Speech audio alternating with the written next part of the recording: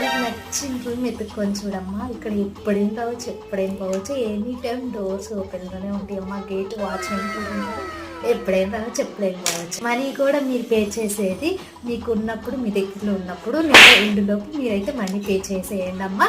Hostel లోపలికి ఎవరైనా రావచ్చు, మీ ఫ్రెండ్స్ రావచ్చు, మీ మదర్స్ రావచ్చు, ఎవరైనా హాస్టల్ లోపలికి ఎంట్రీ ఉందమ్మా.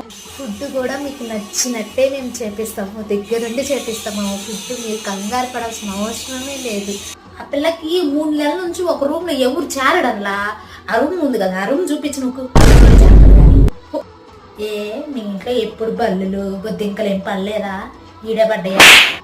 ఇప్పుడు కూడా వాళ్ళు చూసుకోకుండా అన్నం అంతా వండిన తర్వాత వడ్డించేటప్పుడు పడిందేమో. అంత ఇంత పెద్ద చేస్తున్నారు.